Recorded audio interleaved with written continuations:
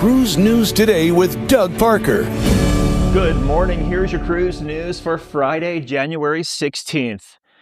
The Maritime Union of Australia is accusing Carnival Cruise Line of exploiting crew members aboard ships homeported in Australia, claiming some workers earn as little as $2.50 an hour while working extremely long shifts. Now, the union alleges foreign crew members work up to 300 hours a month under restrictive visa conditions that discourage them from speaking out, calling the situation one of the most severe labor abuses seen in Australian waters. Carnival Cruise Line strongly denies the claim, saying its wages meet or exceed international maritime labor standards and that crew receive housing, meals, medical care, and travel benefits. And Royal Caribbean is detailing that new loyalty program that lets guests earn points on one brand and use them on another. The new Points Choice program launches at the end of the month and connects loyalty programs across Royal Caribbean, Celebrity, and Silversea cruises.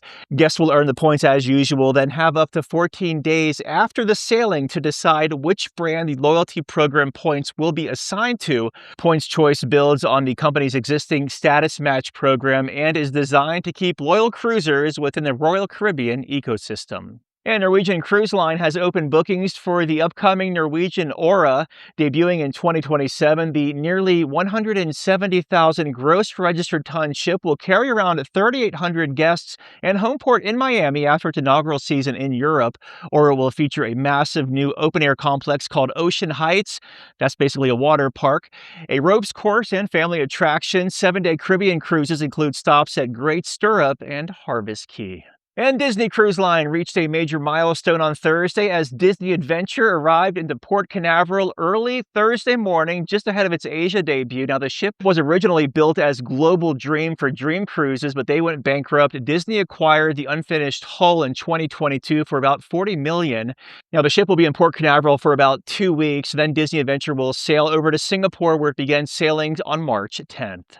And the photo of the week comes from James of Carnival Magic, docked in Amber Cove here. James was celebrating his retirement after 31 years in law enforcement. Thanks for your service, James, and enjoy retirement, buddy. You can send your photos in, photos@cruiseradio.net. All pictures are subject to broadcast. And cruise stocks were down on Thursday. Carnival Corporation down 2.5%, 29.44. Royal Caribbean down 0.5%, 278.11. Norwegian down 1, 22.87. And Viking down 1.1, 70.20.